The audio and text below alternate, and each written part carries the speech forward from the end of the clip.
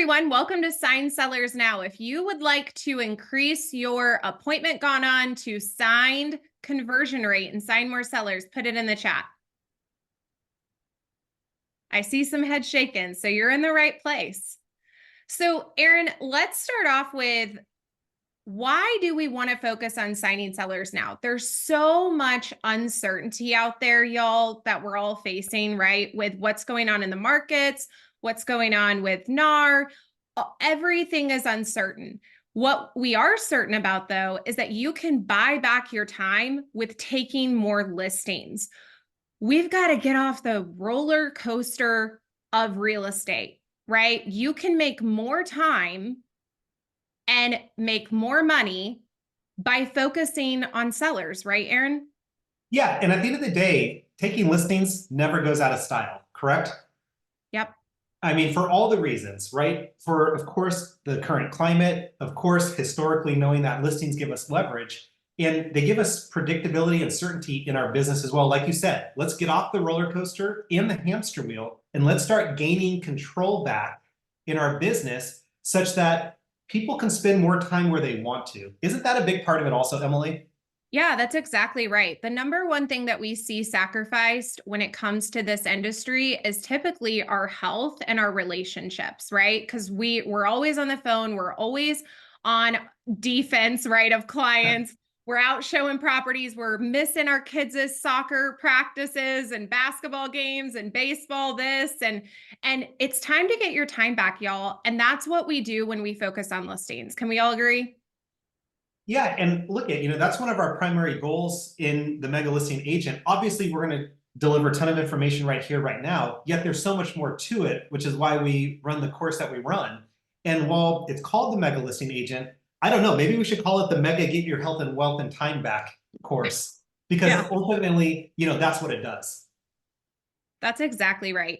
And I want to start off with, we're going to go over facts because facts trump feelings. We are very passionate about being the economist of choice, educating our clients into making the best decision for them, which is going to help a lot of you with the uncertainty or that I want to wait or I want to wait and see what the market does or the election or all of the things that we're hearing out there right now. And yet the thing with our course is there is no better time for you all to focus on taking listings and controlling your business. Listings lead to market share. And can we all agree that we want to take more market share? And so by signing more listings, getting your signs out, then you're going to get leads, right? It's leads, listings, leverage. So Aaron, let's start off with our slides for today. Yeah, and hopefully these slides aren't new to you, and if they are, that's okay too. But really what we're doing is we're going back to the family reunion and the mega camp slides that Gary puts together every year and has for the past umpteen years.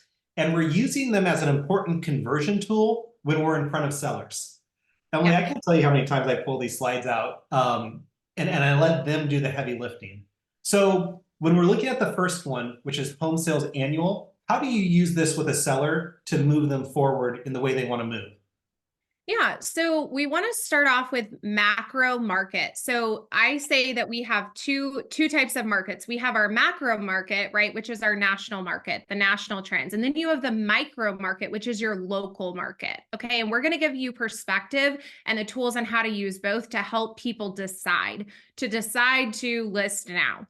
So if you look at the first slide, what this is, home sales annual. So it's just year over year, number of homes sold nationwide, right? This is all from NAR. So for those of you who are wondering where this comes from, we just pull it from the National Association of Realtors. They track this. Okay. So that's where this data is coming from. So what's interesting to me when I look at this, what I point out to sellers is I go to what was the best year for real estate. And as you'll see, that's what year, Aaron, for number of homes sold? 2005. 2005. And what goes up must come down, right? We know it's the cycle of real estate. And yet, if you look, we started to dip in 2006. Then we had, the biggest decline in number of home sales in history for those of you who are in the business and remember from 2006 to 2007. And then we started to go down again in 2000. We bottomed out in 2008. And then we kind of just were stabilized, right? And then we had obviously COVID started a little bit on the incline.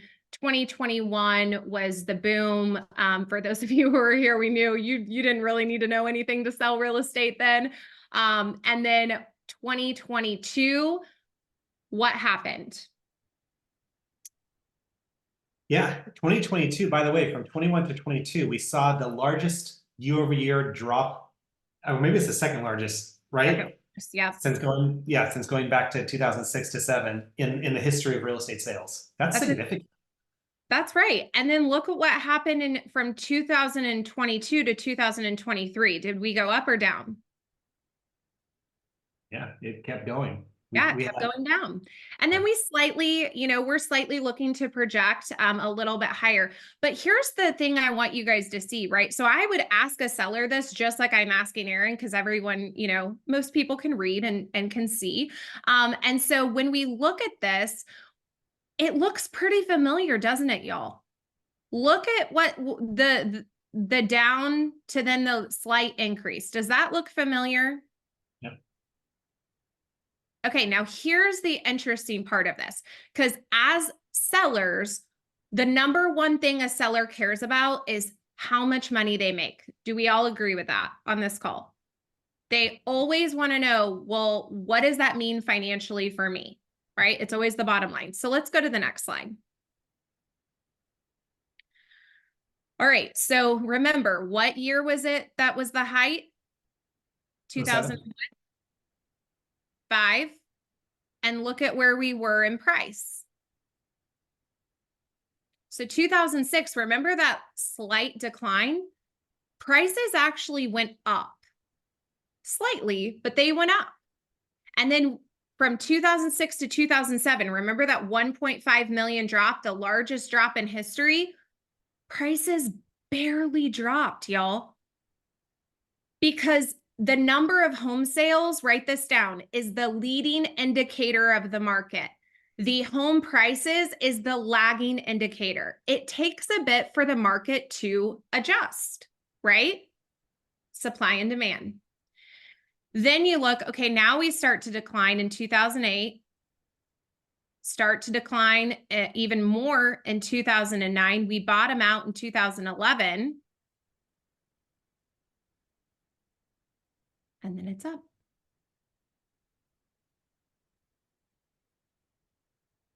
So if history were to repeat itself, because it typically does, fair. The question that I would ask is on pricing for them is understanding, Mr. and Mrs. Seller, that getting top dollar, netting the most amount of money is important when it comes to the sale of your home. Can we afford to wait?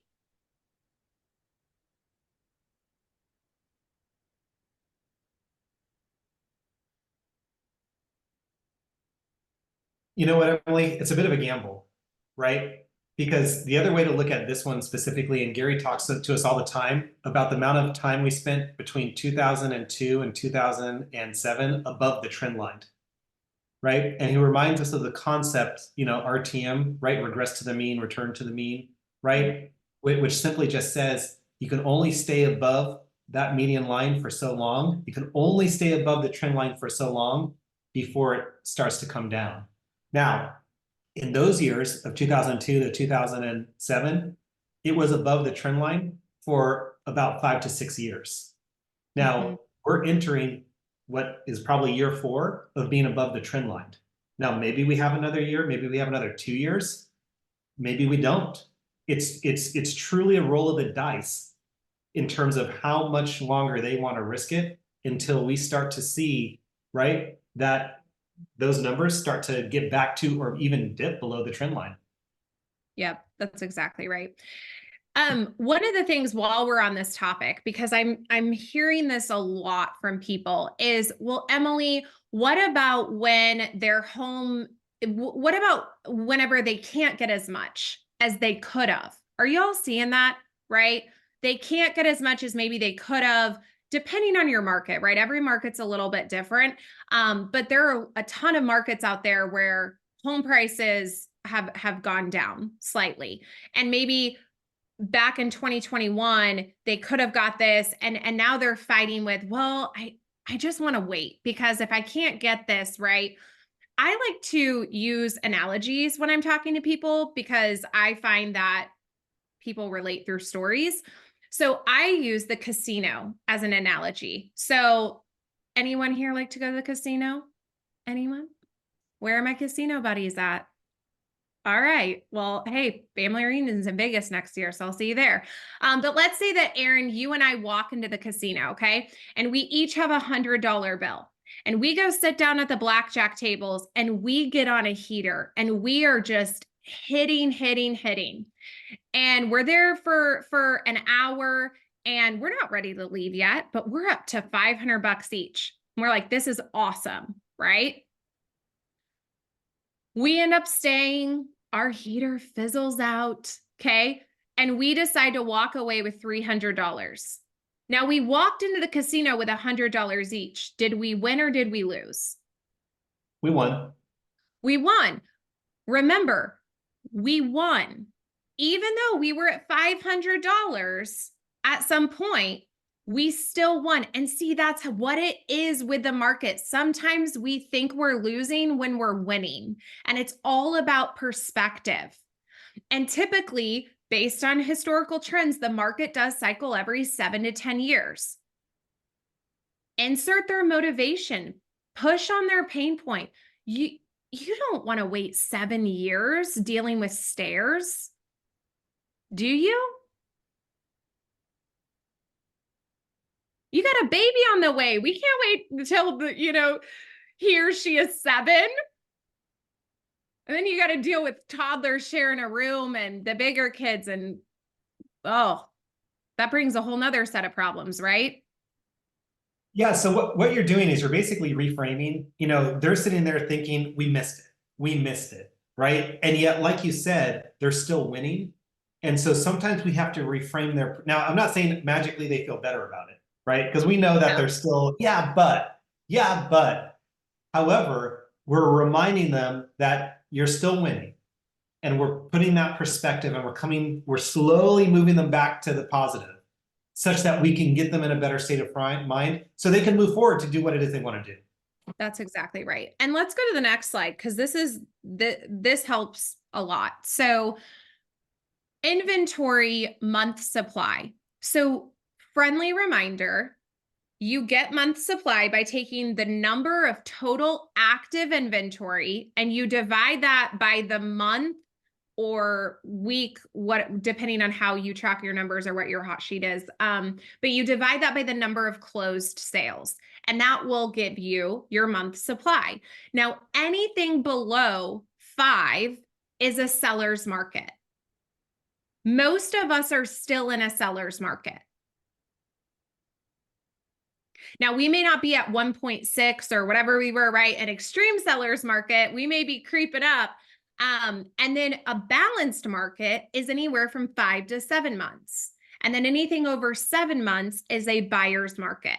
Okay. So just perspective of what these numbers mean when you're looking at this slide. So what's interesting with this slide is, Aaron, you and I were just talking that 2006 to 2011 was what market? Yeah, that was a buyer's market. And if you back to the first slide, we don't have to go back to the first slide, Giselle, but back to the first slide, if you look at 2006 to 2011 on the number of home sales slide, that was whenever we were declining and then stabilizing. So if history were to repeat itself, what market are we headed to? Now, again, I don't have a crystal ball, y'all. I am not a psychic. I wish I could make market predictions. It would make all of our jobs so much easier if we could, right? All we have to go off of, though, is the data. It's not my feeling. It's not your feeling. It's not my opinion. It's not your opinion. It's what are the facts saying and what are the trends? And then we just present that and we interpret together to determine a timeline. You know what I'm left thinking is that you just went through these 3 or 4 slides, and I have no doubt in my mind that you are the expert on the market. So if I'm sitting there and I'm the consumer, I'm the seller, and you're the agent and you're walking me through now, again, we're not going to spend 30 minutes with the seller going through the macro, right? We're going to go through it a little bit quicker such that we can get to the micro, which is their neighborhood, is what they care about. Yet to just spend a minute or two on the macro when the other two agents they're meeting with probably have no clue, you've now told me that you're the expert, and that is powerful when it comes to them choosing you as the agent they hire. That's exactly right. I remember that the media, okay, what most people listen to, media news outlets, they are speaking to the macro when it comes to headlines, when it comes to stories. And that's what our consumers are consuming, right? It's the consumption of the macro. What is going to help is, dependent on your market, your micro is what they think they know, but they don't know. And that's really where we're going to get into it. But this last slide on this topic for macro is the number of home sales. If we'll switch slides, thank you. Month over month. Aaron, what's powerful about this slide? Yeah, well, when you look at 2022, it didn't follow the normal rhythm, right? But what I want to focus your eye to is the seasonal income cycle in the top right. And so most years, and we started kind of getting back to that in 2023, and I have a feeling 2024 will probably look a lot more normal like it does up in the top right income cycle. Yet, here we are, right, in the month of May. And what we've seen, right, from January to May is each month that goes by, we see more and more homes, inventory coming on the market. Such that if I'm sitting across from a seller and they want to wait, well, do you want to wait to the point where you have more competition? Or is it more beneficial to get your home on the market when you have less competition, which means that we're probably going to get more money for it? And so that's where home sales monthly, and especially understanding the normal sales cycle, even though it might look a little bit more flat in the last year than it has in the past, I have a feeling from what I've seen so far in 24, we're getting back to a more seasonal looking cycle. Knowing that gives us a lot of power such that we can talk to them about the fact that sooner is better, if that's the right thing for them. And we can show them why. Yeah, that's exactly right. All right, let's dive into micro. So that's macro perspective of the real estate industry as a whole and what's happening. Now let's go into what's happening in your local market and how do you show up as the market expert in your specific area. If we go to the next slide. Yep. Okay. So week over week, we should be tracking these as the economist of choice, as the market expert, right? What information should we be presenting? For those of you who use strategies or are interested in using, if you're like, man, I never know what to say, or I want to do a market update, but I don't really know what information to give out to people, or man, I want to send a really enticing text out to my database or email, but I just don't really know what to say. Remember, facts trump feelings. And if you're tracking these week over week, it's also going to show you a trend of what's happening in your local market. So month supply, and this is going to tell us, are we in a seller's market, a balanced market, or a buyer's market? I can't tell you how many times someone will say to me, man, we're just really, shifting in the market, and they're still at 2.7 on month supply, which means you're still in a seller's market and it's going to take quite a bit more inventory to get you. All right, so should we share with them how to actually get month supply? Because that's a lot of people have questions on that. Yep. Okay, so remember, month supply, also referred to as absorption rate, is simply the number of how long would it take for all the current homes to sell if nothing new came on the market. Yep. So in order to know what that number is and do the math yourself, really what we're going to look at is number one, total number of active listings. Okay, so you need to know total number of active listings. So let's say in your market, it's 1,000. And then you're going to look at how many deals went pending for the last 30 days. And let's say it's 100. So if you have 1,000 active listings and 100 went under contract in the last 30 days, remember, if nothing new came on the market, how many months now would it take to sell those 1,000 homes? You just do the division. It would be 10, right? So in that case, it'd be a 10-month supply. That's how you find that number. Did I nail it? Yep, nailed it. Okay, just for anyone following along at home, because that's Yes. a question that always comes up. How do I find that number? And maybe your Yep. MLS already has it done for you. And that's, yeah, sometimes your MLS will have it done for you in the stats section. Also, this is so powerful to show a seller and say, explain to them what month supply means, right? And then say, good news for you is we're still in a really strong seller's market. And for a lot of sellers, they don't always think that they're in a great seller's market, right? Have you all heard that recently of like, oh, I just don't know if this market's the right time to sell or not, right? So perspective is key there. Average days on market. I would recommend, Aaron and I always say, like, you want to track your average days on market and you want to know the market, right? Are you outperforming the market? That's a quick stat that you can send out. Average list to sales price, number of showings per listing on average. You can get this from either your Super on your listing, showing time. There are multiple, depending on your market, where they track the number of showings. Number of price reductions. Aaron, why would we track number of price reductions? Oh, well, listen, if you're tracking that and you see an increase in price reductions, that's the number one indicator that the market is softening. Period. End of story. Like if you track nothing else, just track that one. It'll tell you what's happening. Yep. Number of new listings week over week, number of expireds or canceled listings. That's another good one, an indication, and number of pendings. This is going to show you and give you perspective of trend lines. Now, I like to use week over week. I personally think that that just gives a really good story, and it's real time. I know that a lot of MLSs track month over month in these.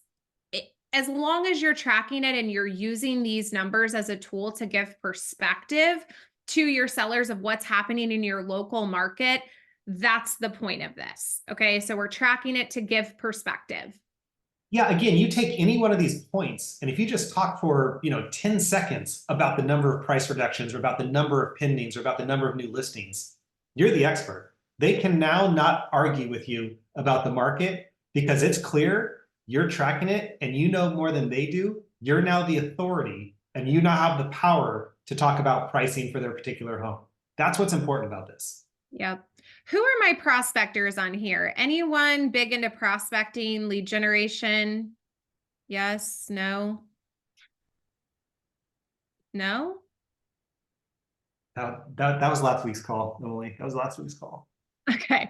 Well, hey, okay. Oh, yes, Shannon is awesome. Okay. Well, hopefully this helps you, Shannon. Oh, Dave, Jacqueline. Okay. See, we've got some.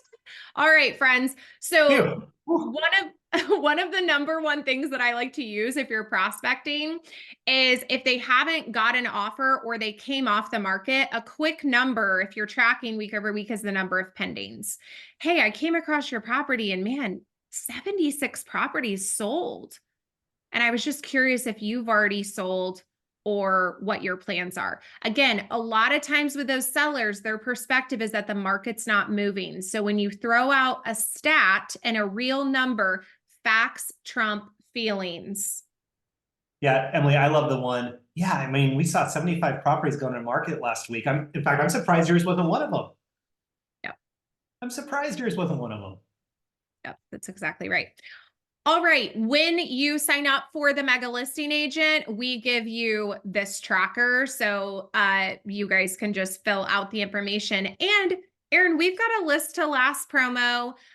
We're going to talk about some of the stuff that's going on with compensation, value proposition, how to really prove your value, and again, securing, right? So we're going to show up as the economist of choice based off this call. This is kind of a two-part. Then we're going to talk about the value and what sellers actually care about in translation of value and list to last. So if you're not registered, go ahead and register. Hannah also dropped the registration link in the chat for y'all. And then next slide, please. All right, Aaron, what's the Mega Listing Agent? Yeah, so listen, we hope that today brought a lot of value. And if this was the only value that you needed to go change your business, which was knowing market stats stronger to convert your listings, then great. Yet I have a feeling that a few of us out there might need a bit more. And so what we do in the Mega Listing Agent is we take you from start to finish, starting with lead gen, getting that dialed in for you in great detail, right? Then we move to what does that pre-appointment process looks like? Pre-list package, pre-qualification, all of that. Then we go through the actual 4 parts of the listing of presentation such that you have that dialed in so that it automatically leads to a signed contract. And then, of course, we go through the post-closing systems. And so what I want you to hear is that it goes back to what we started with. We want all of you to be great listing agents, not just because we know that's foundationally a great thing to do in real estate, not because of the current challenges that are out there in the industry, but at the end of the day, look at your time, right? Look at what's happening in your business. Do you feel like you're on that constant hamster wheel, right? That you have no control over your time, which then impacts your health, which then impacts your wealth? So really, Emily, we probably should retitle it the Mega Health and Wealth and Get Your Time Back, right, program, because that's ultimately our goal in having you guys become great mega listing agents. Yep, that's exactly right. All And right. Well, we launch on June 12th and 1:30 Central on Wednesdays is Erin and I's time. So we love to spend it with y'all and help you really just take more listings. Honestly, for those of you who are like, where do I get listings? What do I say? What are the templates? All of that, conversations, dialogues, we go through all of it. And we are just really excited to go help y'all take your unfair share. thank you, everybody.